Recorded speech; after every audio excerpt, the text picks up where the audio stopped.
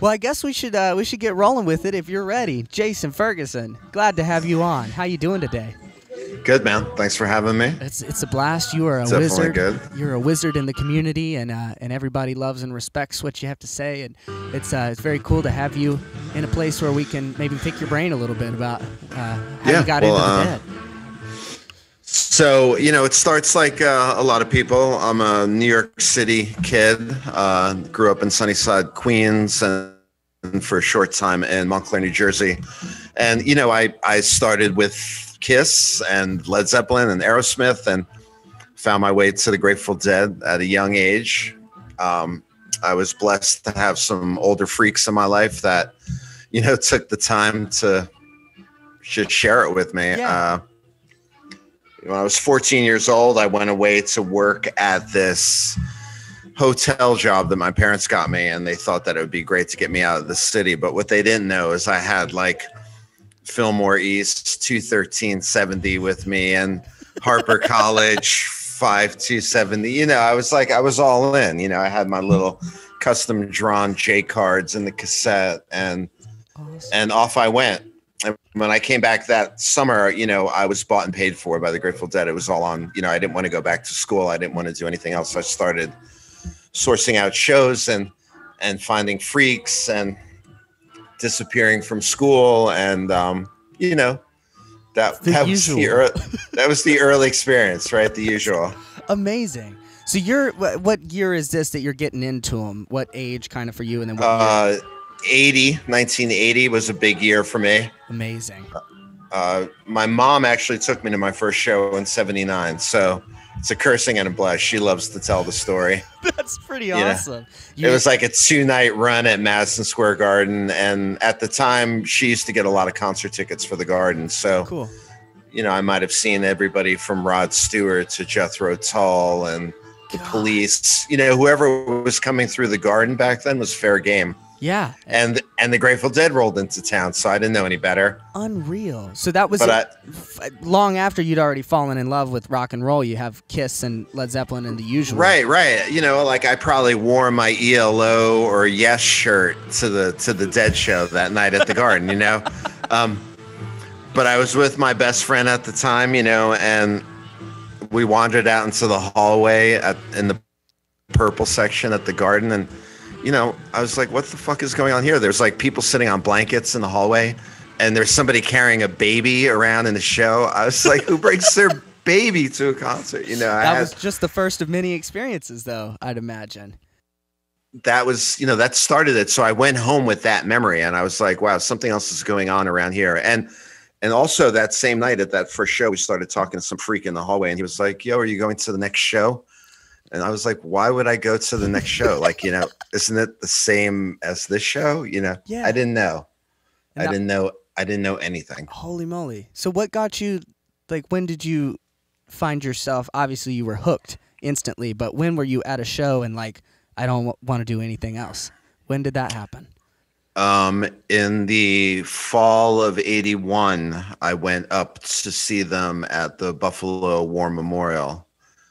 And it was a big deal leaving New York City to go to a show. And, I just decided to go and got there early and walked around in the parking lot and met people and went inside. And, at that show, the dam broke open. I had a really sweet spot down near the stage. Cool. I was really into music already. I'd already played guitar. So, I was checking out the band and watching what was going on stage and watching all the freaks getting down. And I was like, I think I'm going to go to the next show. Little did I know they were splitting for Europe that fall and there would be no more shows for a while. But, Garcia band came around and I started going to those. These were the early days. He would come through like the Capitol Theater in Passaic and Keene College in New Jersey. I would go there a lot. I think my dad may have been to one of those shows, I want to say. Right. I think I've seen it on his tapes. Yeah, you guys sounded like similar eras if you got into them around the 80s, 81, 83. That was sort of his college taping days. So that's right. A really cool era for Dead. So by 82, I'd say, I was going on the road, like in the spring of '82, I went to like a whopping 4 shows, and getting your feet wet. By the fall of '82, I jumped on tour, and I had dropped out of high school also simultaneously. So that was a big, change as like a young kid like that. And by the end of '82, '83, I started going to California to see shows, and I was just all in. That's awesome. Did you have a home base during that time, or were you just pretty much traveling freely?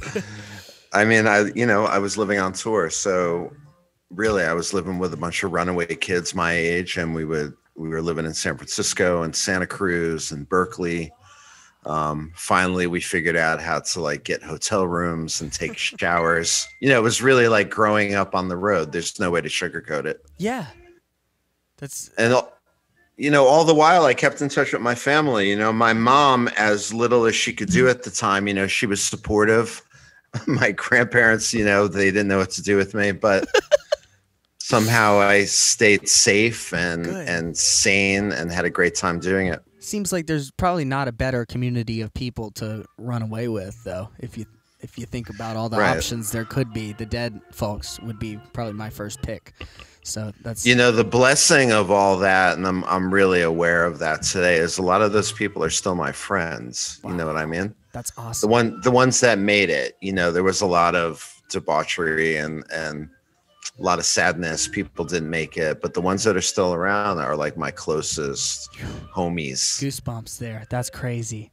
Yeah, and we still see each other, which is it's a blast. So you guys are teenagers and following the Dead around. What's the next step for you? What brought you into where you are? You obviously own and run your own business. JLF Audio is the name of it, and you make fabulous products and do service repair things for people. And you have a technical mind as well as a music loving mind. How did that sort of enter the scene for you?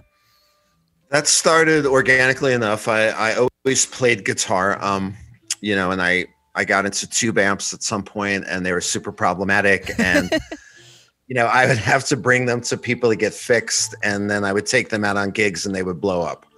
Why'd you spend that money? You spent all that money paying somebody to repair it. So my dad was a mechanical engineer, so I grew up sort of with a know-how to use tools and watch him fix things. And, we did silly things as a kid. We renovated an old Porsche when I was very young. Awesome. So that's how I learned about. It was an old 911T, a 72. Cool. Oh my gosh. It's pretty wild. That's fun. So that helped with ending up learning how to work on Volkswagens, of course. Okay. And then with tube amps, I knew how to solder already. So I started taking them apart. And I always emphasize how naturally it started. I didn't have any formal training, but I had a bunch of really good luck. I was really careful putting stuff back together, and all of a sudden it stopped breaking. It would last. And that's crazy. And after years of that went by, people started taking note of that. They would say things like, wow, your amp sounds really good, or your guitar feels really good. Who does your work? And I told them that I did the work. And then, they would give me their stuff, and I would repair it and return it to them. And the phone started ringing after that. Wow. It became, people I didn't know. It would be like, my name is John, and Richard and Harry told me that you know how to work on tube amps. Can I bring my amp to you? Wow. So did that happen? Like, it almost sounds like it happened unexpectedly. You're just fixing stuff, and now you got calls coming in. Right, because at the time I was floating, I was living partially off music and sort of like part of the Grateful Dead scene, and I got into film and television for a while. Cool.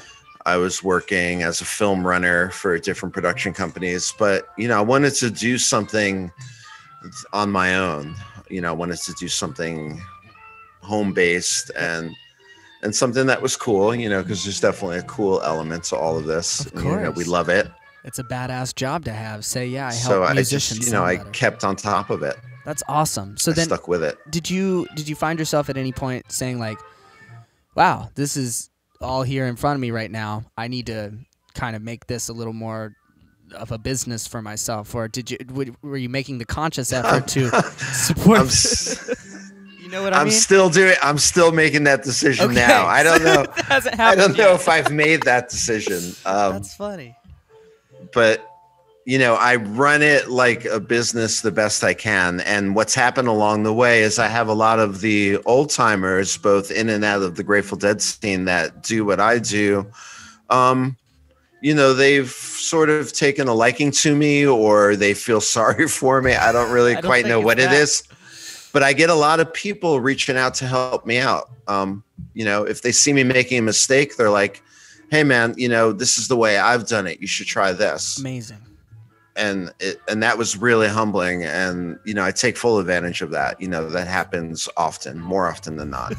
Well, there's a lot of smart heads in this whole group and scene, and whether it's online in the forum or offline in the real world, it's easy to learn from people, especially when there's so many smart minds. But that's awesome that you're still learning every day. Seems. Yeah, but I feel like I'm totally interested in what I do, so that's a big part of it. I love when I turn a piece of gear over to a client or a friend and I see like the look on their face. It really starts like that. That's got to be really nice. I'm sure, because you're allowing people to play music more fully and be a little more true to themselves when they have a piece of gear that they don't have to worry about. It's distracting. I've seen that fully. I've watched some of my clients develop as guitar players or musicians after I get done getting them from point A to point B. You dig? Yeah, absolutely. No, that. And when I made that connection, I was like, wow, that's a cool responsibility. And each era of what I've been doing, it gets more serious like that. So cool. It seems like it's refining further and further. The Travis Bean style pickup set that you made, those single coils are just unreal sounding. I love seeing your new adventures with tech. Well, that stuff is fun. I love the gear, so I'm trying to come up with ways to have something that's fun and accessible. I am trying to run a business and make some bread, and support my family. Yeah. I just bought a house outside of Woodstock, New York last year. So cool. Congrats. So I have a much larger space, and I have the freedom and the flexibility here that I haven't had in a while. So I'm starting to come up with products, I don't know what else to call them. So those pickups were a labor of love, and they sound badass. I have them in my rig and people are buying them, and that's perfect. I'm digging that. That's a good sign. I think when you come out with something and there's a video or something, I know John Stewart put one up, and when that video goes up and everybody's like, ooh, what's that? To get the eyebrows start raising, and I think people start. I've talked to several people already about like, oh, you see Jason's pickups? They sounded so good. I want a set. So words travels fast. It's nice to see. Well, yeah, I'm humbled by that, so I get excited about that stuff too. If somebody puts up something that I've worked on either on Facebook, or I go see somebody live, and I've worked on their gear and I can hear it, I can hear it in the mix. Yep. Or I could see the look on the player's face. That's a big thing too, getting back to that. I'm like, wow, this guy is loose tonight. He's really on. Oh, and he just picked up a guitar for me, or he just got an amp back for me. There is something to it. It just makes you like, when you don't have to think about it as a player, because you're a player. When you're happy in your element, then in theory all you should be thinking about is how good the music feels. And sometimes it's not the case. As somebody who uses tools, the tools will break or have issues, and so when that amp is not all the way there, there's a little sound or something, a cable even is going bad. That can just totally throw off the entire vibe. So I know what you mean. And there was a period there where I would finish an amp in particular, and the cat would invite me to the gig, and I'd be hiding in the back, waiting for this thing to blow up. I was like, it's probably not going to sound good, or it's not even going to make it through the gig. Those normal insecurities, because there's a lot of totally something like that. But there's a lot of variables. Look, there's a lot of shit that can go wrong. It's tubes, for crying out loud, and it's voltage, and banging gear around and all of that stuff. But, again, another blessing where I have very little problems. There's very little issues. And if there are, they get sussed out. Good. It's the kind of thing you take back, do the work on them if you need to, and give it back, and right. So next time. well, no, so I've been building amps now for many years. The way I build them is they're all original builds, and I have one out of like the last, let's say, 30 that is turning into a doorstop. It's come back 3 times. Oh. So I'm just, I don't even. What are you gonna do? I don't know what to do. I want to give the client another one, because I have some that are ready to go. And he's like, no, I want that one. I'm in love with it. Aww. I'm like, all right, well.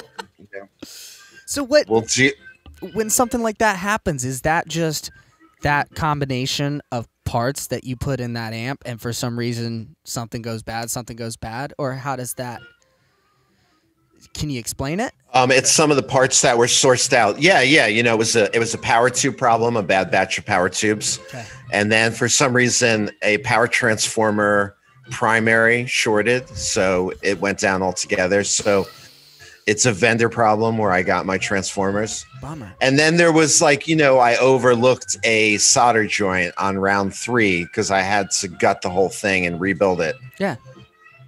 So those kind of things come up. Nothing is perfect. Nothing is foolproof. Yep. But, as you progress, you start to pay more attention. And like I said, there's very little of those. I think one of the bonuses with me is I also play. So I kind of get a sense of what it would take, to beat some gear to death, like what can this thing really take? Yeah. And you're a tube amp guy for the most part, rather than I know we're in the Grateful Dead world so often using solid state power amps and tube preamps, and which would you argue they're a little more durable? What are we looking at in terms of durability for solid state gear versus just hauling a Mesa? So I have a love of solid state. I do work on solid state gear. I cover like Macintosh and Fisher's, Harman Kardon. I have some AdCom stuff in here now. But we're talking some of the older solid state builds, not the newer Class D stuff. Yeah. The old MOSFET driven power sections. I've gotten really savvy at troubleshooting them, getting them in and out. I taught myself how to do that, and I had some help along the way, as usual. Help on the way. I do a lot. I do a lot of Acoustic Control Corporation stuff. Somehow that stuff is flowing in now. Not familiar with that. Can you explain? Acoustic Control is a line of gear that came out of LA in the 60s. So they're most famous for some of their bass gear, particularly like the 360. Oh. Yes. The 360 head and the 361 bottom, the 370s. Everybody from Jaco Pastorius and I think Bobby Vega. A lot of heavyweights use acoustic gear. I think I'm very familiar now. Yeah, it typically just goes by acoustic, right? Right, we just call it acoustic. Okay. But so that stuff is heavy duty. It's battle tested. It lasts forever, but eventually it needs work. So I just taught myself some of the ins and outs, how to keep it going. That's awesome. And I have a love for it. I love the way it looks. I love the players that use it. So it's all tied into that. It's cool. It's. Are you actively trying to keep yourself challenged when you're at work, like taking on new projects that you think might require a complicated diagnosis, or is everything just like, oh, know what this is? I have years of experience. No, my problem is, admittedly, I find out about the challenge after I've taken it on. That's good. But it all gets done. A lot of the stuff that builds up as experience along the way, that's coming from those challenges. Cool. And being able to troubleshoot something and, and getting it done. But there's been a number of times where I'm like, holy shit, I can't believe this works. I got it fixed. That's and then, fun. I move on from there. That feeling of like just properly connected wires, making the signal pass through. There's something very rewarding about that when it finally works out. That part of it's wild. So some stuff I have in now is, I've been taking on a lot of Macintosh stuff. A lot of our peers are buying that stuff again. And, besides the 2300 that, let's say, Garcia used, there's a lot of other models. Yeah. So some, basic spa work, as I call it, just getting it 100% running. Cool. And then taking care of some mods to make them more flexible on stage for hooking up. Quarter-inch connectors, jacks and stuff. Yeah, rack mounting them, getting them in heavy-duty road cases. Beautiful. What's something? I have a. Oh, sorry. Go ahead. Go ahead. Oh, no, you go ahead. I was just gonna ask. Since you bring up a great point that a lot of us are buying Macintoshes, and it's so well built from the start that it's gonna last a long time. But when you get a Macintosh, what's some of the common stuff that you see in it that needs to be replaced? Are we talking about capacitors? Like if I buy a Macintosh off of eBay, have no idea where it came from, what's something I should look into getting done to it? Well, it depends on where it's come from. If Macintosh repaired it, then it's usually a lot of spa work, some filter cap replacement, battening down the hatches, as I like to call it, just getting everything screwed down tight, making sure that the heat sinks are correct, that it's able to operate the way it's supposed to operate. The flip side of that is I get a lot of them in that have already been modded. People have attempted to work on them. Okay. So I have to carefully reverse engineer their work and get back to scratch. I have to figure out, it's sort of it's a form of blueprinting, putting it back to stock. That makes sense. So your goal for your knowledge base is to revert to stock before you're able to then go at you. Is it hard to work around people's modifications? I feel that one of my things here with what I do is I like everything to start at stock. Cool. It's sort of a belief system. I don't know if it's right or wrong, but it's worked for me. So in a lot of cases, you can't really hear what your gear is doing if it has many generations of mods, Makes a lot of sense. But some guys know their gear too, so when they drop it off with me or they ship it to me, they have a good history of what's been done and they're able to articulate what they want done. And, so that's another situation where then I could just do exactly what they want. That's nice. So, it's a little of everything that way. What would make your job easier if every musician who brought something to you, what's the one thing we could learn as players who might not do any tech stuff that would help in that translation process? Hey, my amp's not working. What more? Well, God, I know that's a tough question. That's the most loaded question. I'm sorry. Today. I know. I kind of threw it on you, so take your time. Well, it's a bit of social work, right? I develop relationships with all of my clients, which is also it's a wild thing. They've all turned into friends, and sometimes they can't really explain what's going wrong with their gear, but I know what they're trying to say. Not to keep it really generalized, but yeah. I think getting to know the people I'm working with, I help people troubleshoot all the time. It's something else that I do. I always take the time to help somebody where they're at on location. Like, hey, did you do this? Why don't you try this? Or, here's a little trick of the trade. And that's really helpful. But, if we determine that a piece has to come in for a repair, then I just start from scratch. Everything comes in, it gets inspected. And then I coordinate with any parts that I have to order. Again, if it's something that's out of my league, I check with the elders. The elders of the the elders of Grateful Dead Zion. Yep. That's a beautiful way to put it. Oh my gosh. Well, that's pretty cool. I think I know what you mean. It's kind of hard for everybody. You almost have to just understand signal flow, and whether it's as simple as being able to diagnose your guitar cable as being the problem or something more internal in the amplifier, and that's kind of... right now we have a rash of these. I don't know if they've corrected it, but there's a bunch of those Eastwoods with the backwards oboe stuff, right? Backwards oboe. So, I'm walking a couple of guys through that. And again, it's not something I charge for. It's not even really like a job. Yeah. But it helps the whole scene down the road, right? Because we're all building in a certain way with a certain uniformity, and we're trying to keep everything so it works. So we can plug in a Mesa Boogie to a JBL, and it's not going to be out of phase with You know? Exactly. Yeah. And you know, a lot of the cats, let's say the ones that are younger than me or are taking the same kind of vested interest in everything. Yeah. You know, I'm really jazzed that we're all learning sort of the same things, you know. Yeah. I think the ones that are most helpful are the ones that can just say, hey, this worked for me, you know, and this is what's worked for 30 years or 40 years or 50 years. There's not an ego about it. It's just, hey, I wouldn't do it another way or I would do it another way if it worked better.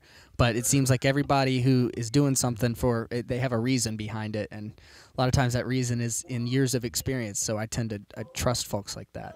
Right. And then, of course, there's also this funny little thing. It's like it's the audio science of it, right? It's the engineering of it. It works this way for a reason. You know, this is why, you know, guitar signal flows on DC voltage. You know, you're not going to.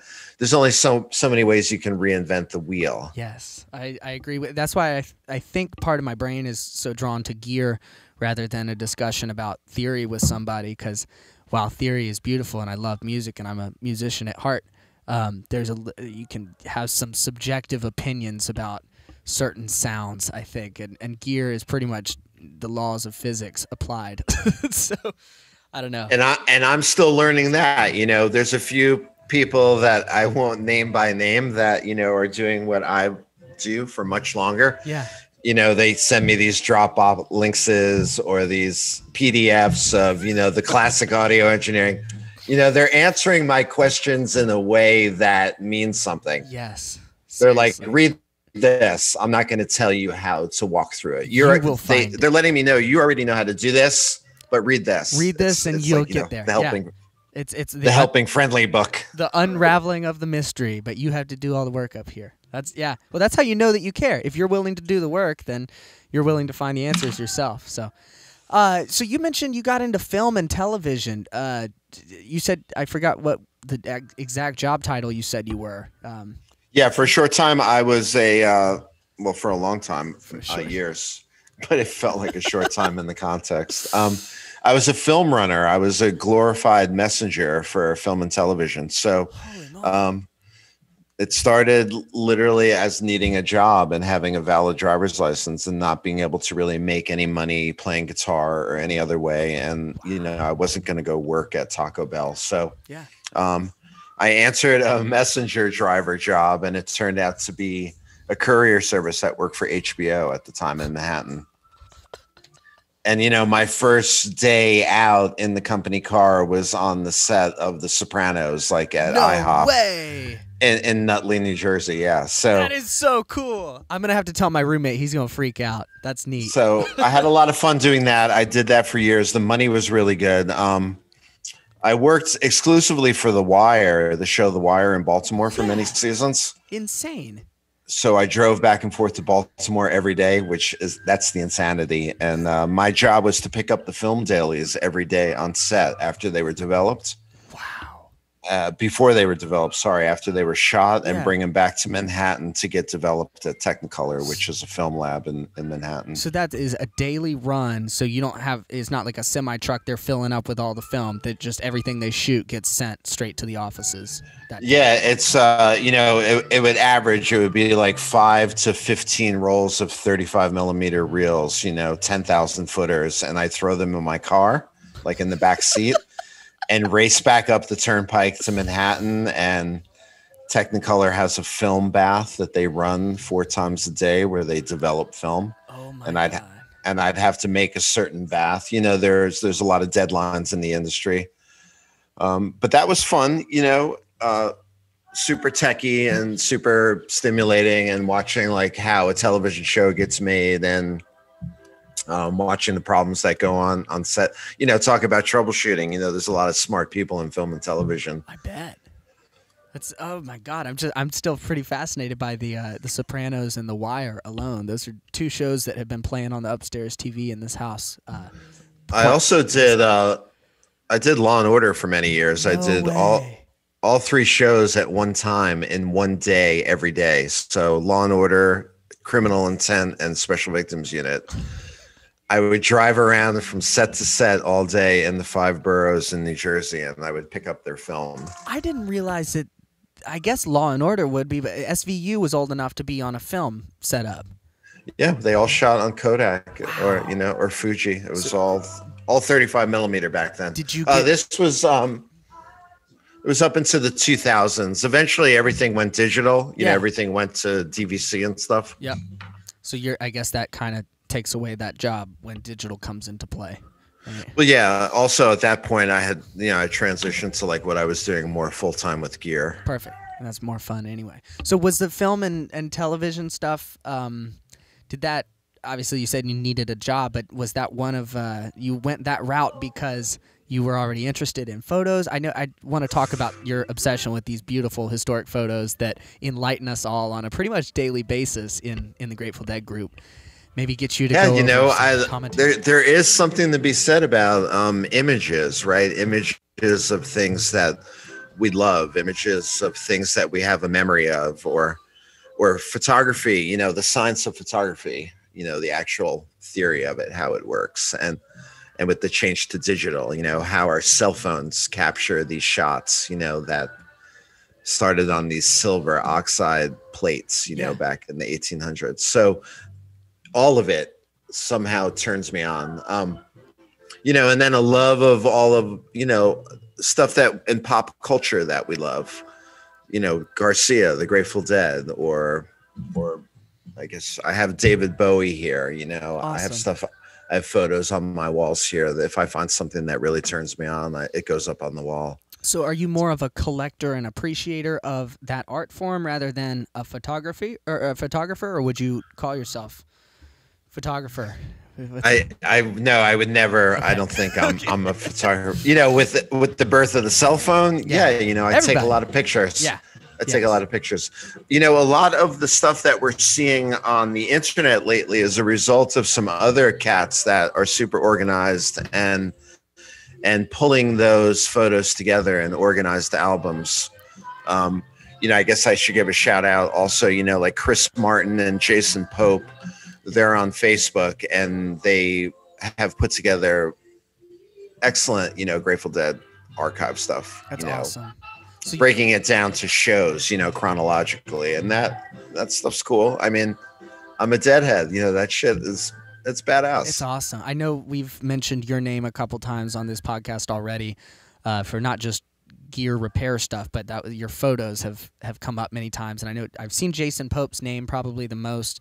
Obviously, the whole crew of Grateful Dead photographers with Jay Blakesberg and just too many to list right now, and I can't think of all of their names. But it's a beautiful collection of scenes. And how do you go about deciding to share something with the group? Because you seem to be finding pretty deep cut photos, stuff I've never seen before. How's that go? So there's a cool, the history of the Grateful Dead's gear does a lot for me, because I love gear and I love the Dead. So, it starts organically enough right there. Yep. I catch a picture and I see, we'll just keep it broad base. Bob Weir's playing another guitar that I've never seen before. Okay. That's newsworthy for me. Cool. Yeah. I'm a total geek for all of us. Or whatever, like I want to know what that guitar is, and like, why did he use it at that show? Or, wow, and it starts there. So I put those pictures up also to generate some conversation, because I like to read on Facebook and I read on the internet, and I love what other people have to say. And it goes back to that learning thing, Yeah, absolutely. There was a show, what was it? The Watkins Glen 73 show. I remember those photos you posted. So Bob's playing this kind of funky Telecaster looking thing with this bat wing pickguard, and sure enough, somebody, had determined that it was a Burns guitar from that era. Wow. And I didn't know much about Burns guitars. So, I went down that wormhole, and 5 hours later. And as predicted, a new client up here in Woodstock is a Burns collector. And of course, non-Grateful Dead phone rang like 2 months ago, and we were talking about Magnatone amps. And he's like, I have these Burns guitars. Have you ever heard of them? You get what I'm? Yeah. And you would, had you not seen that photo, had you not bothered to look it up, asked the question yourself, you would have never known. No, never heard of Burns.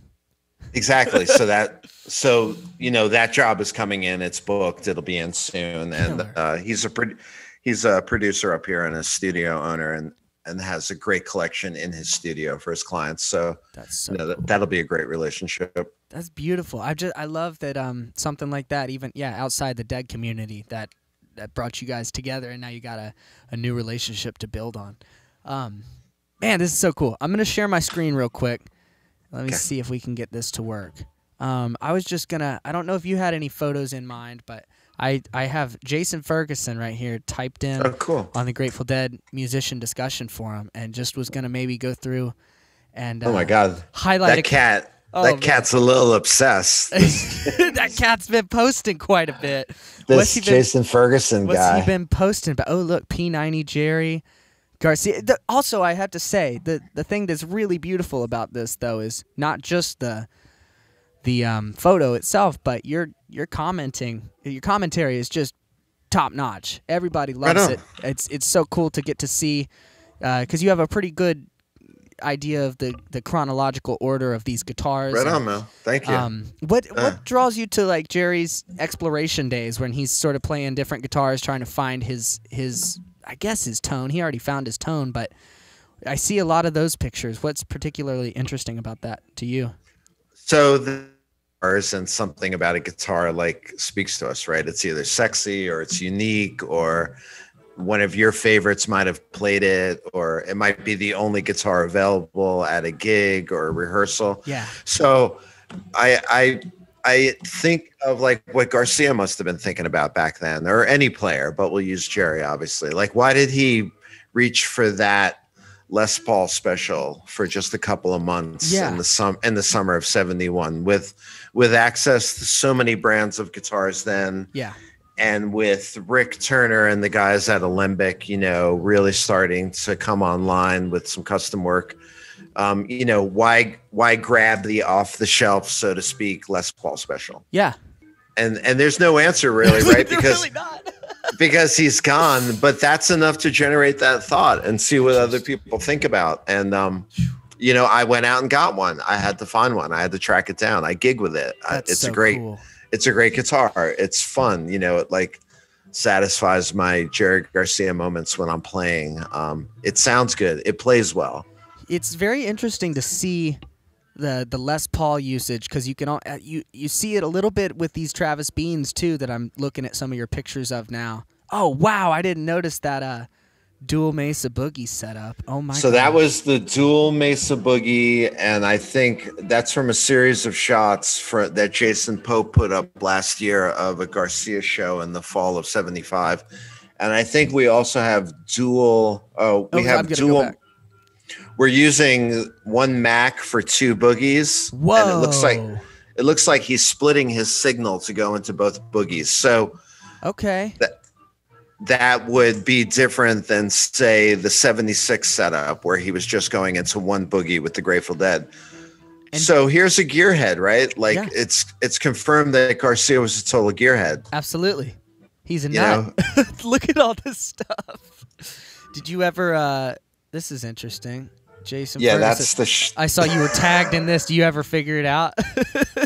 Yeah, that's the we've determined that's a shock collar that Steve Parrish wore. That's exactly what it should be for. And that's the voltage control right there. So if Jerry has a problem on stage and Parrish is otherwise engaged, Jerry just gives him a little zap and out comes Parrish. That's a perfect explanation. That's my professional explanation of that. JLF Audio stands by the Steve Parrish collar. So tell us about your interest in bass too, because I see occasionally beautiful bass pictures pop up.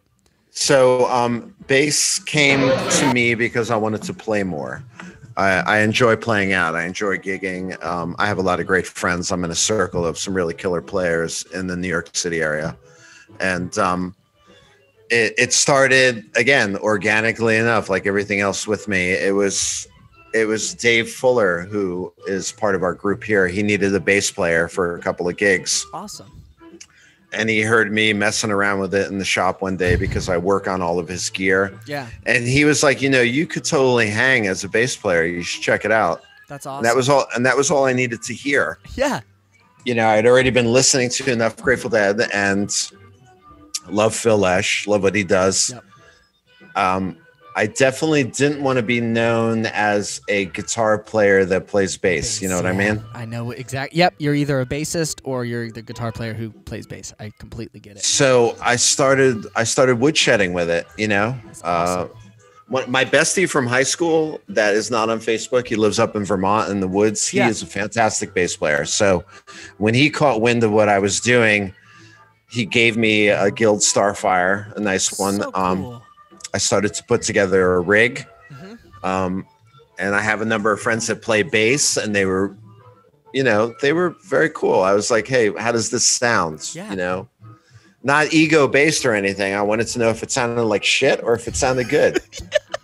You know? If you're asking sound, like, how does this fit with the music? Also, how's the tone? Like, I'm sure with bass tone, that's got to be a different enough platform from guitar tone that I'm sure similar stuff applies, but it's 15s behave real differently. It totally turned out to be enjoyable, you know, because I realized like the role of bass within the sound spectrum, you know, particularly at gigs, and how the audience responds to that. Yeah. And holding the song together. You miss a note on bass, it's very different from missing a note on guitar. Also working with drummers, you know, I rediscovered like my relationship with the drummers in my life, you know, because I'm a very rhythm-based lead guitarist. Same. You know. Yeah. I sometimes joke around I'm like a frustrated drummer because I really play on the meter, and I love to listen to a good drummer play with me. Yes. But on bass that was time 10s. You know, I got on bass and I was like, wow, this relationship with the drummer is serious.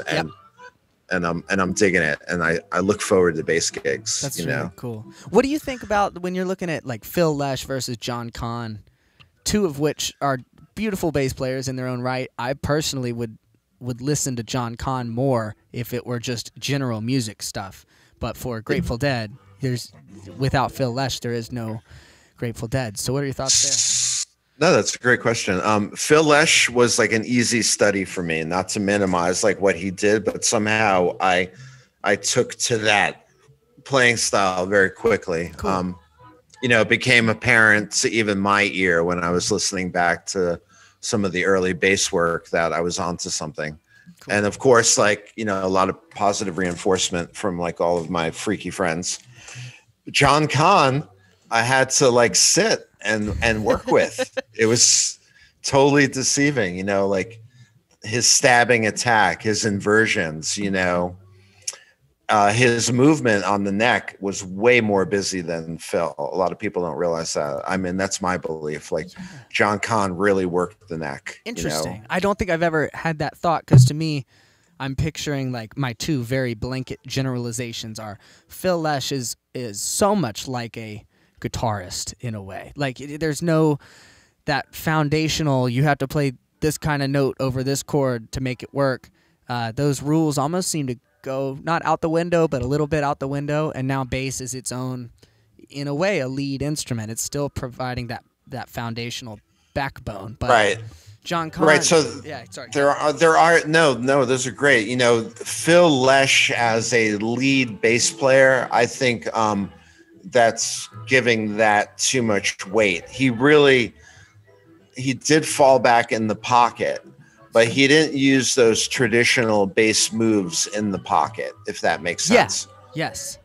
Agreed. And Phil in the early days was a real position player. Like he found the spot on the neck and he would work it for long bars. You know, he would, like a horn player, you know, Phil would blow in one register on the bass for longer than you think. Okay.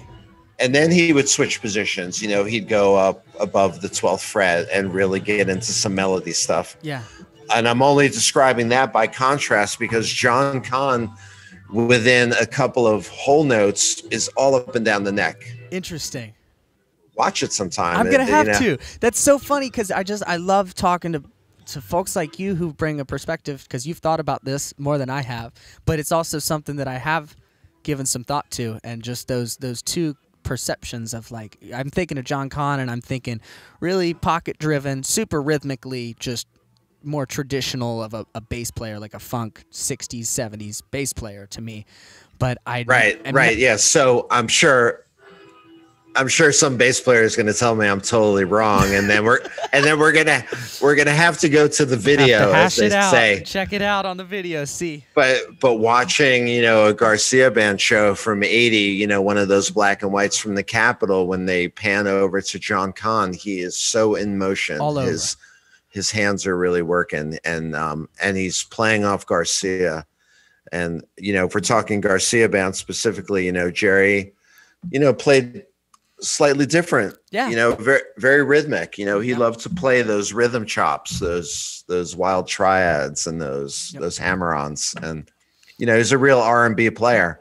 And it's a different role. He's playing with a B3, and that's just, I mean, obviously when Brent had the B3 and stuff, that was kind of similar sound, but to me, Melvin and that B3 sound is so different in the JGB context than it is in Grateful Dead context, that I think you kind of have to change up your instrument a little bit. Yeah, when I lived in San Francisco, I was super blessed to be able to see Garcia like a lot at some really intimate spots, so like cool. The Stone in San Francisco on Broadway and the Keystone in Berkeley. Cool. Before it closed. How many people are we talking about for a venue like that? I think the Keystone in Berkeley held like 1,000 people max. Cool. But there were plenty of nights when I went there where it wasn't sold out. The Keystone in Palo Alto is another one. Cool. It felt like a nightclub. It felt like, it was intimate. But I was always near the stage. I was really into the gear. I wanted to see what was going on. Right in front of the guitar amps? Yeah, if you could be.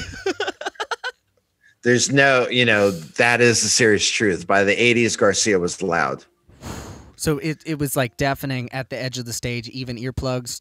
Were you an earplug person or no? No. Okay. No, I just blew.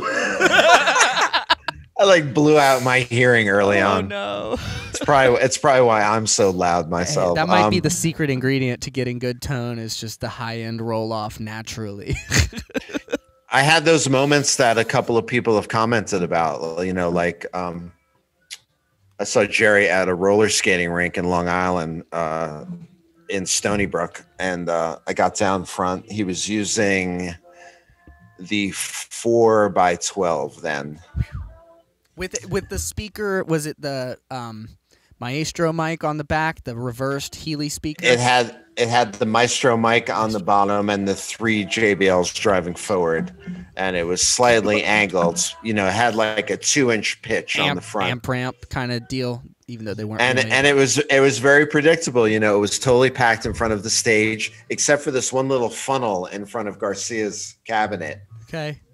People would dance through there and kind of hang out, and 30 seconds later they had to move. Holy shit. It was really weird. It was like water flowing. The rest of the stage was packed. Everybody was right in front of Melvin and Conn and looking at the band, and there over near Garcia's rig was this fluid, people coming in and out. Goosebumps again. That's fun. Because he was loud. I know. Wow. You hear that, and I don't think that we really can fully appreciate, at least fully imagine. People born post Jerry, never got to see him. That's not something I can really even picture. So the best I can do is try to recreate it myself, and even then, it's too much when it gets too loud. Technically though, it's cool, to figure out how they were miking him, because in that same club, if I moved to the back of the room and I was just counting on the house sounds, sounded perfect. That's interesting. Perfect. So, and you can't really determine, am I hearing Garcia drive from the stage, or is it coming through the house mix? What's going on there as well? Because how many house PAs were they using? Was that really a thing when they were touring around? They had the house PA in something like the Keystone, and they patched their board into, or are they? Yeah, I'm pretty sure, other people can probably chime in on that. Even when Garcia band went on tour, let's say the early 80s again, they would rent local PAs. I think that's what I was told. Okay. Or they would rent one PA for the tour. They weren't necessarily dragging stuff from the West Coast. Do you know who But, was engineering those shows? I don't. I think Healy. I think I'm sure. He probably was involved in some way, right? Yeah, I think he's stuck with Garcia Band through those too, though I'm not sure. That's cool. God, I'm still fascinated by the volume thing. The circle of no people in front of Jerry's cab. That just remembering though what you said about it being clear and mixed well. My dad, who's always been an earplugs person, especially just any situation where it's going to be too loud, why not? He said there were so many moments, and my mom, for the shows that she also went to with him, it was just so clean that even though it was loud, you didn't have the sense that you needed earplugs because everything was just so perfectly balanced hitting your ears. There wasn't that, like, you go to an AC/DC show and no earplugs, and it's kind of like you can feel the distortion happening within your eardrums. Right. You've been to shows before where you get almost like a pain in your ear, or it's a frequency that hits that you can't even deal. Like, you need to stop it. It hurts. Yep. So I've had that, the concerts. I actually never had that happen at a Dead show. I've seen, some of the better Dead shows I've seen were early on. I went to a lot. I have a lot of shows under my belt. So early on in California, places like the Berkeley Community Theater, that stands out as being like these intimate, well-mixed, loud shows. They played loud in there too. Wow. They weren't changing for the venues. That's awesome, though. A lot of it is dynamic. A lot of it, we should talk about dynamics though too, because that is something that was going on too. It ties into the gear. It ties into the way that I believe all of guitarists should have their gear wired. We shouldn't be reaching for the volume as much as we should have some gear that's really set up for dynamics. So everything could sort of translate through the pick attack.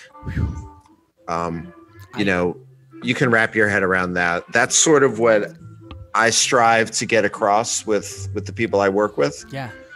Let's set your rig up so those dynamics are there, and not so you feel like you have to keep like fucking with the knobs. I have so many, like, I want to kind of bow and give you some huge credit real quick, because about a month and a half ago, don't know how long I missed or how I missed this for so long, but I saw something right around when I got my Spud mod, something about rolling the tone back. Garcia played with his tone knob rolled pretty close to the roll-off point, and I'm sure you can elaborate more on this, but I saw that, and for some reason, it's something I kind of sort of tried before, because we play with generally bright, trebly rigs, so it makes sense that you would still have those high frequencies carried through when you roll your tone back a little bit.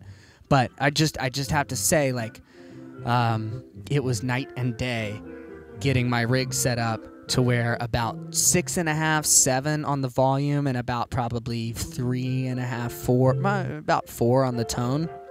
That magical setup, played a streaming show with it, and I have never had better, like, oh, I'm on top of this. All of the loud moments, I had just enough headroom to carry through and cut through the mix.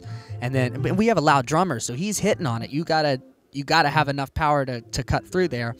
And then during the soft moments, you just roll it back, and the tone's still good, the tone's still there. And I just wanted to thank you, because I had never tried that really before until I saw you mention it. So yeah, I've been banging that drum for a while. A lot of my work with, let's say, the Garcia Guitars, that comes from photography, ironically enough. We have access to all of Jerry's guitars.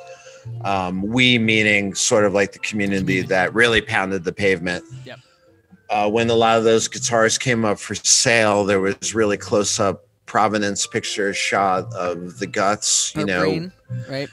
We figured out how they were wired, the type of the brands of pots, exactly the brands of the capacitors. And there was a couple of things there that were surprising along the way that, I've stuck with and I use consistently. And one of them has led to that decision, for lack of a better way to describe it, is Garcia played at the bottom of his tone control. So cool. And counterintuitive. Why does that seem wrong? You know? Well, because a lot of off-the-shelf guitars really get muted out when you roll off the tone on an off-the-shelf Strat. Yeah. Your tone is DOA. It's dead. I mean, you have to crank the gain on your guitar and you have to add some volume to it to convince yourself that you've got some kind of killer rock and roll tone, but it's not happening, and it's not satisfying. So people have sought to change the tone caps and Stratocasters to get sort of that roll-off point different. Well, that's what Jerry knew, or that's whoever was teaching him, because he must have learned from somewhere. And is that a 50s kind of, you see like 50s wiring, 60s wiring, where what's happening is, to my understanding, is when you roll off a volume with traditional guitar wiring, some of your guitar signal, in order to get rid of it, is being redistributed into the ground path. Is that? Yeah, it's sacrificing. Yeah, it's not adding or boosting. It's cutting. It's taking away. Okay. So that's all a passive tone control does. In a nutshell. So then what happens when we change a wiring to, say, a 50s or the treble bleed?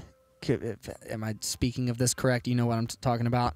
Yeah, so the treble bleed mod addresses some of that roll-off, that, the tone loss that occurs depending on how a guitar is wired with the volume control. Yeah. The mod to sort of take off, so you're not losing the full frequency. You're saying it's tapering the roll off. Sorry, you cut out for a second. Yeah, it's tapering the roll off in a sense, so it's not the whole frequency is getting lost. Okay, gotcha. I don't do the treble boost mods or the treble bleed mods. Sorry.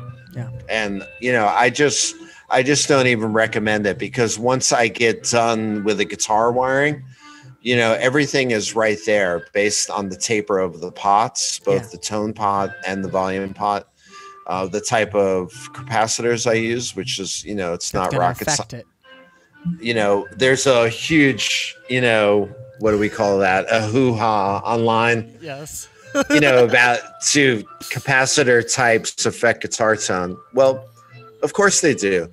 And of course they don't. Who's got the answer? I don't know if my ears are going to hear it. That's what I have to end up taking a step back at the end of the day and just being like, okay, yes, we could argue one way or another.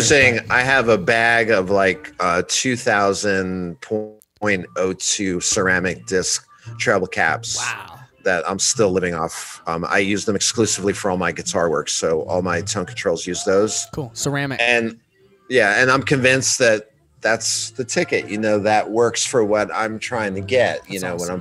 when I'm finishing a client guitar. So back to sorry, didn't mean to interrupt.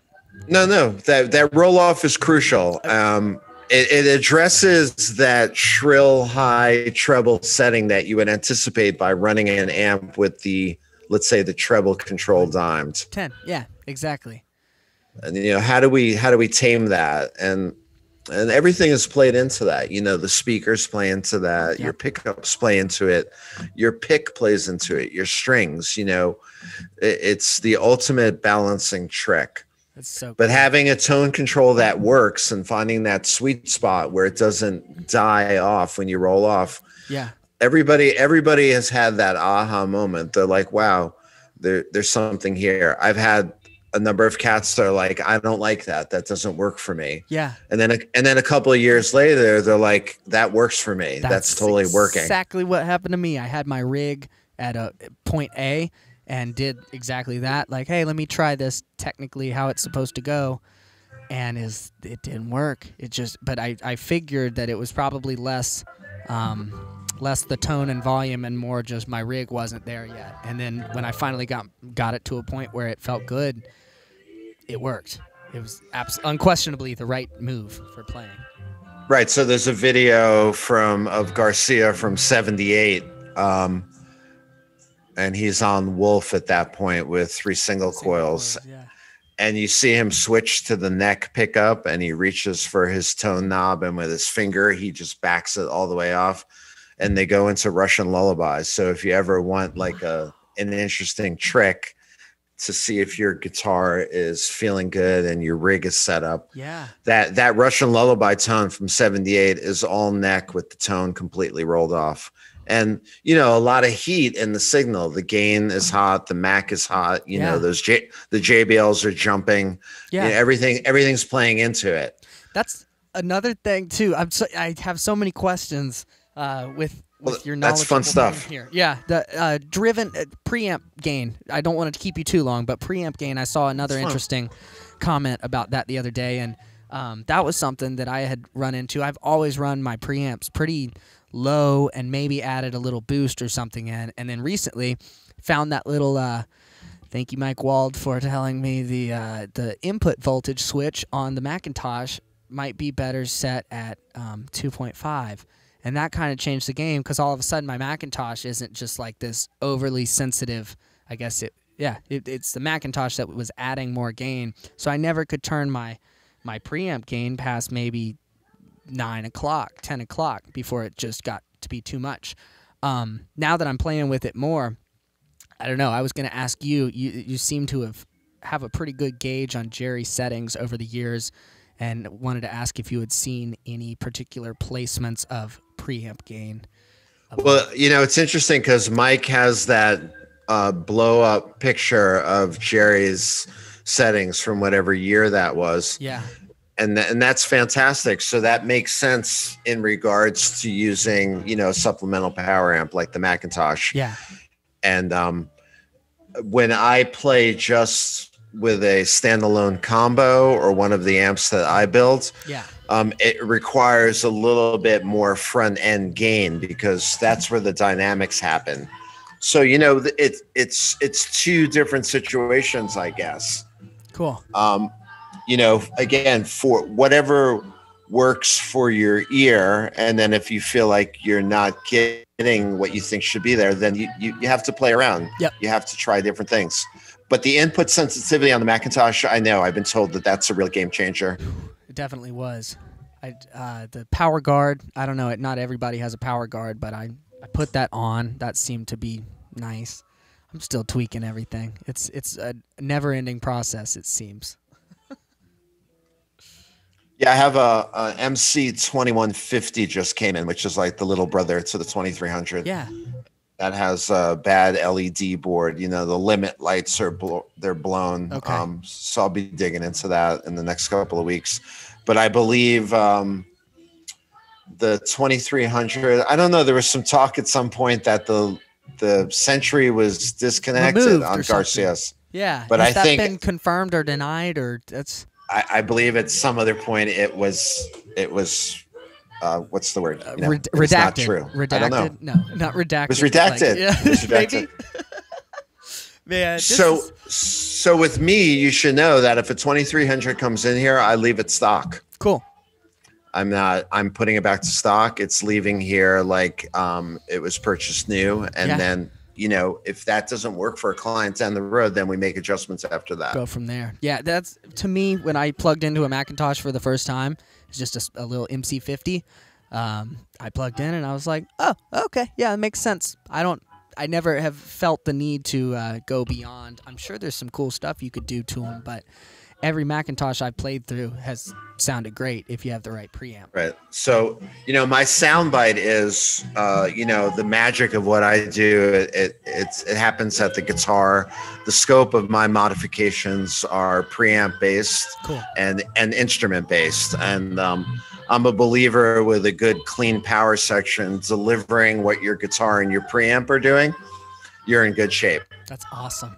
You know, like the power amp should do the job of getting across what the signal is. That makes a lot of sense. Yeah, if you have it right up there. Or it's same with, I don't know if it's nope, never mind. I'm not going to extend that analogy. But you're absolutely right. If you got it right up front, it should translate pretty well. You know, it's about efficiency, right? That word is loosely used, and you know, we talk all these terms in tone. You know, we have a language all our own. Yes. But efficiency to me is really about that. You know, like what's the power section doing? I think it's given a job, and it has to do that job. And you don't want any coloration there. Okay. And that harks back to sort of the hi-fi guys. You know, that's what they're looking for. You know, the magic happens at the front end. Yep. And the power section delivers that. That's I've talked to a couple hi-fi people that don't like Macintoshes for that exact reason. That the guy I bought my last Mac from, he was like, "What do you use this for?" And I said, "You're not gonna believe it, but a guitar amp." And his eyes kind of got really wide. He goes, "Really?" I said, "Yep." And it's that color that I think a lot of people who would do sound or listen to music through them, it's like, no, that sounds like a Macintosh. I don't want it to sound like anything, which is kind of funny because it's very pure but also colorful at the same time. A really good friend of mine that goes way back, he was actually friends with Garcia. Iggy, if you're out there, if you're watching this, it's you. He got himself a 2300 for his home hi-fi setup. And it was great. We were like, that's awesome. After 40 plus years of doing this stuff, he drove up to Woodstock with it and we hooked it up in here with some great speakers. And we put on like a Dave's Picks or something from 1970. And we sat here like kids in a candy store. It sounded so good. That's awesome. Well, it's amazing. That's Macintoshes through, what would that be? Jerry through a Mac, then through a Mac PA, then through a Mac, another Mac. How many Macintoshes are in that signal chain? Yeah. It's exponential. I know. But I'm still learning about that stuff. It's been great. The last couple of years, a lot more information has come out, especially with Rick around and Den, and some of the guys at Alembic.